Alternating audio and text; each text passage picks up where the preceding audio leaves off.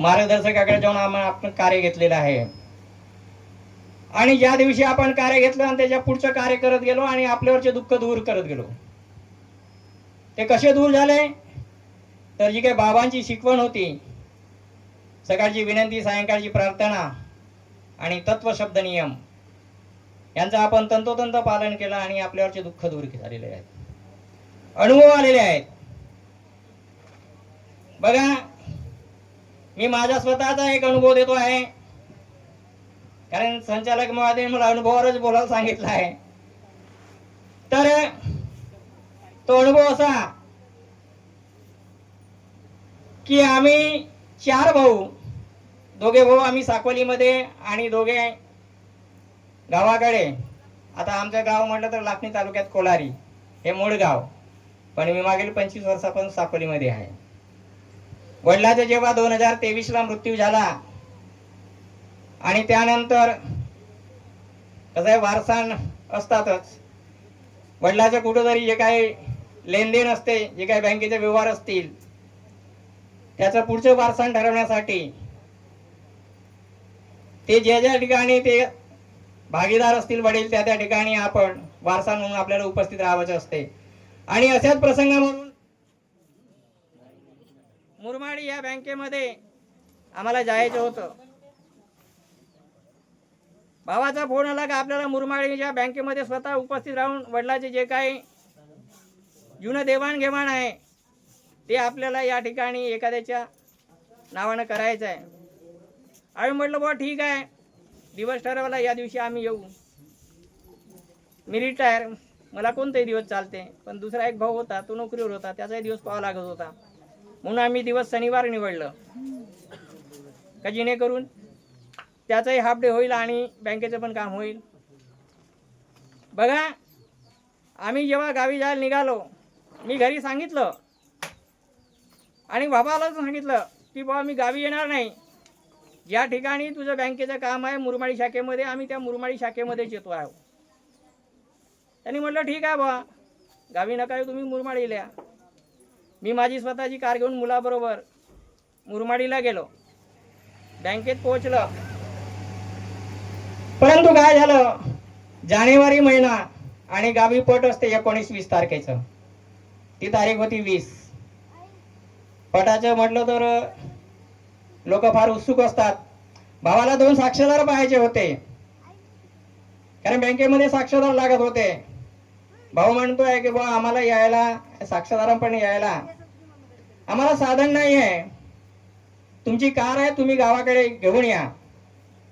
मी सहजतेने म्हटलं ठीक आहे बा, मी माझी कार घेऊन येतो आणि तुम्हाला बँकेमध्ये घेऊन येतोय. बघा, जेव्हा आम्ही कार सुरू करायला गेलो, कार सुरू होत नव्हती. 2-4 लोकांनी धक्के मारून सुरू करण्याचा प्रयत्न केला, पण कार सुरू झालेली नाही. तर पुढे लक्षात आलं की आपण कार का सुरू झाली नाही, आपण कुठेतरी चुकलो काय. आणि चूक झाली ती, कारण मी घरी बोलून गेलो होतो की मी गावी जाणार नाही, बँकेपर्यंत जाणार, आणि हीच एक आपली एक खरी चूक होती. आणि त्यानंतर भावाला सांगितलं का बाबा मी येऊ शकत नाही, तुम्हाला जे कोणतं साधन मिळेल त्या साधनाने तुम्ही बँकेपर्यंत या, कारण माझी गाडी सुरू होत नाहीये. भाऊ त्या बँकेमध्ये आले. आम्ही बँकेचं जे काही काम होतं ते काम आटोपत घेतलं, काम पूर्ण झालं. आणि पुन्हा बँक, आता काय करायचं, गाडी सुरू होत नाही, गावी जायचं आहे हा विचार केला. पण एकदा म्हटलं चला बाबा 2-4 लोक धक्का मारून गाडी सुरू करून पाहावी. तर पहिल्याच धक्क्यामध्ये गाडी सुरू झाली. म्हणण्याचा अर्थ असा की आपण शब्द दिलं होतं, पण आपण त्या ठिकाणी शब्द तोडलं. पण लक्षात आलं शेवटी चूक ही भगवंतालाच मागायची असते, आणि भगवंतही तेवढा दयाळू आहे की अनावधानाने झालेली चूक ही क्षमायाचना असते, ती पूर्ण. त्यानंतर पुन्हा गाडी सुरू झाली आणि आम्ही आपल्या पुढच्या प्रवासाला निघालो. म्हणजे म्हणण्याचा अर्थ का शब्द हे जपून वापरायचे असते, ते कोणत्याही बाबतीत असोत, शेवकाशी बोलताना असोत, कुटुंबात बोलताना असोत, की इतरांशी बोलताना सुद्धा असोत. म्हणून शब्द जपून वापरायचे. शब्दच हा घाव करते आणि शब्दच हा जवळ सुद्धा घेत असतो आहे. म्हणून दुसरा एक अनुभव असा आहे की पत्नीनं सांगितलेला आहे, थोडं मुलगा जेव्हा कल्याण ठाणे जिल्ह्यामध्ये आणि त्या कल्याणपासून जवळपास 40 किलोमीटर अंतरावर कल्याण नगर रस्त्यावर माळशेज घाटाच्या जवळ एक सरळगाव म्हणून आहे, त्या ठिकाणी BSc ॲग्रीला होता. मुलामध्ये जेव्हा मुलगा बाहेर असते तो आपण म्हणतो का बाबा हे असं नको करू, ते तसं नको करू, पण होऊ शकते. मुलगा जेव्हा इतरांमध्ये मुलांमध्ये बाहेर असतो तर त्याच्या हातूनही काही अनावधानाने चुका होत असतात आणि अशीच काहीतरी चूक त्याच्या हातून झाली. आम्ही मुलाला दररोज संध्याकाळी फोन करत होतो, पण एक दिवस असा उजाडला की त्याचा फोन त्याच्या मित्राने घेतला. मी म्हटलं का बा मित्रांनी काय फोन घेतला, मुलगा कुठे गेला? तो सांगतोय की मुलाची तब्येत बरोबर नाही आहे. तब्येत बरोबर आहे म्हणजे नेमकं काय झालं आहे? तर त्याला ICU मध्ये टाकलाय. म्हणजे एवढं लवकर ICU मध्ये का? कधी टाकलं? तर आजच टाकलाय म्हणे. म्हणजे त्याच्याशी बोलता येईल, डॉक्टर म्हणे बोलू देत नाही. शेवटी कसं आहे, वडिलाच्या आईच्या काळीच असते, काय करायचं? मग शेवटी मार्गदर्शकाकडे काकाजींकडे हा विचार मांडला.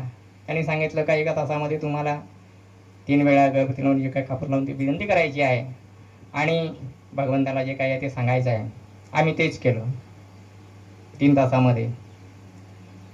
त्यानंतर पुन्हा फोन केला. मित्रांनी सांगितलं का बाबा थोडंसं आता मुलाला आराम आहे. म्हणलं ठीक आहे बाबा, मुलाला आराम आहे. मनालाही समाधान वाटतं की मुलाने सांगितलं आहे. विचार केला स्वतःची गाडी घेऊन जावं आणि मुलाला घराकडे आणावा. पण जवळपास 950 किलोमीटरचं अंतर हे किमान 15 ते 18 घंटे कंटिन्यू गेलं तरी लागणार आणि तिथून पुन्हा 18 घंटे यायला, म्हणजे आपण 36 तासाचा प्रवास करू. त्यापेक्षा म्हटलं मित्रांना त्याच्या की तुम्ही त्यांना फ्लाईटनं घेऊन या. बाकीच्या मुलांनी त्याची फ्लाईटची तिकीट केली, फ्लाईटनं नागपूरपर्यंत आणलं आणि नागपूरहून येत असताना पुन्हा त्या गाडी आमची जी कार पाठवली होती त्या कारचं रात्रीच्या जवळपास 1-1:30 वाजे भंडारा टोल नाक्यावरती एका ट्रकनं समोरून मारलाय. तेथे त्याला 3 पर्यंत वेळ गेली. गावी आणलं आणि त्यानंतर जे काय भंडारा जे काय डॉक्टर बघायचे होते, मग त्याचं सगळं MRI म्हणा, मानसोपचार म्हणा, सगळं केलं. पण सगळ्या रिपोर्ट ह्यांनी लिहायच्या. डॉक्टर म्हणे सगळे रिपोर्ट नील आहे. म्हणजे म्हणण्याचा तात्पर्य असा की आपल्या हातून काही चुका झाल्या असतील तर त्या चुकाची सोडवणूक करून जे काही मार्गदर्शनाने पुढचं कार्य दिलेलं आहे त्या कार्याप्रमाणे वागू आणि आपलं जे काही दुःख आहे ते दुःख दूर करू. तर असे अनुभव आहेत. आता हे अनुभव कशावर आधारित आहेत? आपण आपल्या विनंती प्रार्थनेतला प्रत्येक शब्द त्याचा विचार जर केला तर प्रत्येक शब्दाचा अर्थ आहे. मी जीवनात केलेली सर्व पूजा आणि जुने विचार बंद केले. मी हा नॉर्मल प्रमाणे उच्चारला तर हा स्वतःपुरता होतो, पण त्याच मी असा जर दम देऊन उच्चारला तर हा त्या माणसामध्ये आलेला अहंकार होतो आणि अहंकार हाच मानवाला घातक आहे. एक अहंकाराविषयी एक थोडं उदाहरण देतो आहे. एक खराडी होती, त्या खराडीच्या पाठीमाग एक साप धावला. शेवटी ती खराडी एका झाडावरती चढली, हा साप पण त्या झाडावरती चढला. खराडी त्या झाडाच्या शेवटच्या टोकावर गेली, साप तिच्या पाठीमाग. आणि जेव्हा खराडीला वाटलं की बाबा आता काय करायचं, तेव्हा तिने भगवंताचा धावा केला आणि खाली उडी मारली. जेव्हा खाली उडी मारली आणि ती खराडी वाचली, पण तिच्यात अहंकार निर्माण झाला की माझ्या बुद्धिचातुर्यानं मी उडी मारली आणि आपलं जीवन वाचवलं. पण त्या अगोदर तिने भगवंतालाच धावा केलेलं होतं, परंतु तिच्यातला अहंकार जागृत झाला आणि वरून जाणाऱ्या घार या घारीने तिला उचलून नेलं. म्हणून माणसाचा अहंकार हा माणसालाच घातक आहे.